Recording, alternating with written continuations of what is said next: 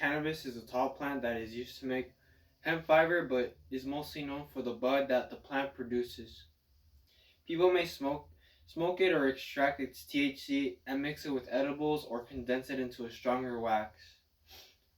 As the years go by, cannabis becomes the new norm, becoming more and more common as alcohol, food, coffee, etc.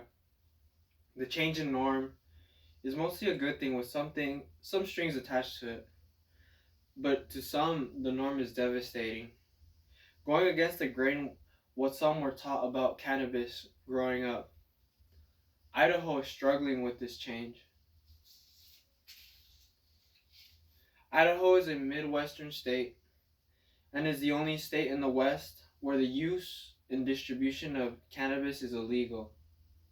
It is surrounded by other states where it is either fully legal or for medical use. I am Daniel Gonzalez, and through my research, I've took note that prohibiting any kind of substance leads a route that causes more harm than benefit. In this discussion, I'll be going through three main points: the problem, the cause, and the solution. First, the problem. Idaho fully prohibits the use and distribution of cannabis. Second, the cause. Idaho's decisions for banning cannabis due to its controversial nature, lack of knowledge, and bias towards it. Third, the solution. You can take action to legalize cannabis in Idaho. I will talk about the problem with Idaho's ban. First, Idaho fully prohibits the use and distribution of cannabis. Prohibiting cannabis discriminates against people who need it for medical use and therefore stuck with options that have been proven many times to not work or lead to self-medication. Participants universally spoke to the strong personal dedication required to overcome the challenges of PTSD.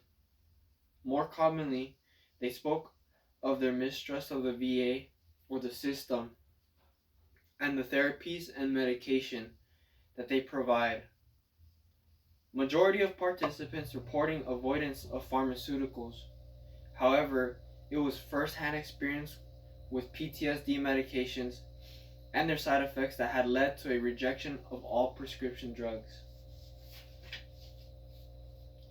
With prohibition, it seems as though it is just an enforcement upon not only cannabis but also other drugs, while avoiding the serious issues of addiction, teen usage, violence, and crime that associates with prohibition and stay stagnant or grow over long periods of time.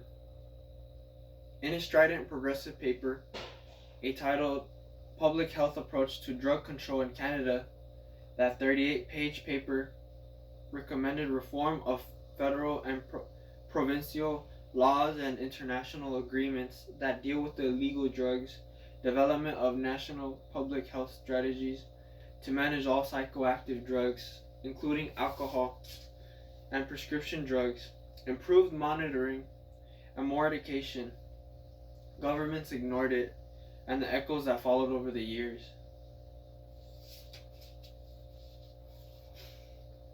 Prohibition not only affects the social and political aspects of life, but also in the economic perspective.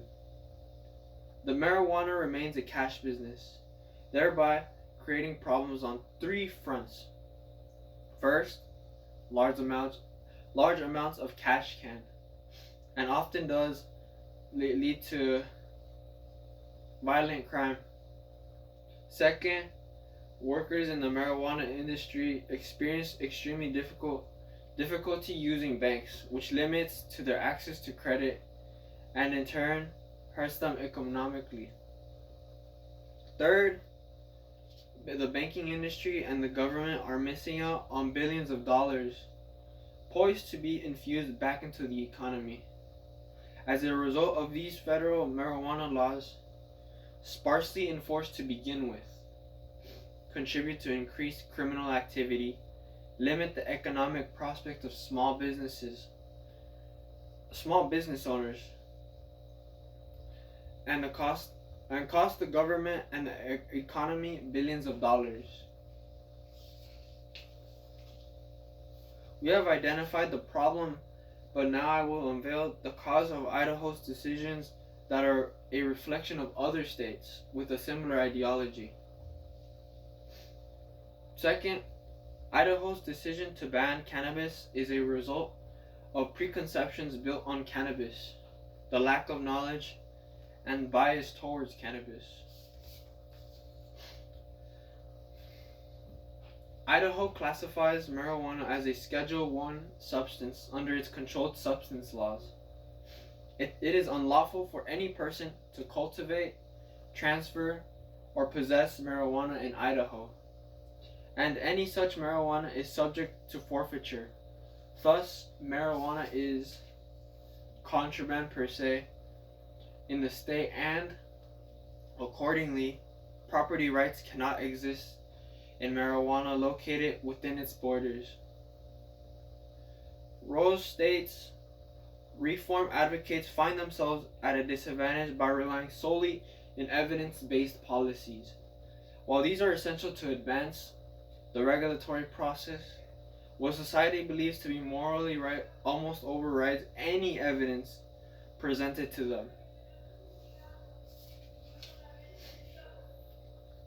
Many believe that with legalizing cannabis, it would create more problems, crime, violence, etc. But that isn't the case.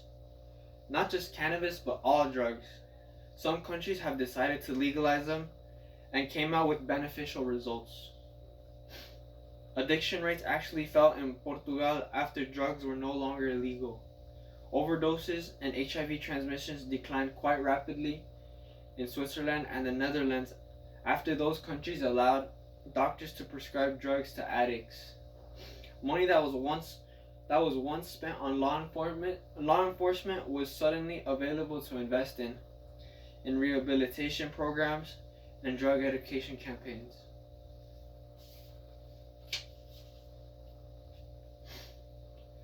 Now that we have an idea of Idaho's ideals and thought process, I will show you a solution. Third, and finally, you can take action to legalize cannabis in Idaho. IdahoWay.org allows you to sign the PAMDA initiative by clicking to their website, clicking the sign on the right hand corner, and there shows you step by step on how to sign the PAMDA initiative. The Marijuana Policy Project, or MPP.org, is another website that allows you to donate to the organization. They let you use free automated letters to send to your U.S. senators and representatives using the hyperlink they provide. They also encourage lawyers, medical professionals, patients, relatives, clergy, or law enforcement to help in special ways by contacting them with their hyperlink. That is how you make change for the state of Idaho. It's that easy. Now that I showed you how to make change, I will recap on today's topic. To conclude today's discussion, Idaho should fully legalize cannabis. I talked about the problem of Idaho fully prohibiting the use and distribution of cannabis. The cause: Idaho chooses to ban cannabis, reasons being from the misconceptions, biasness, and lack of education. Third and finally, a solution on how you can take action to change the ban through the provided websites. God's creation shouldn't be illegal, so why should cannabis be?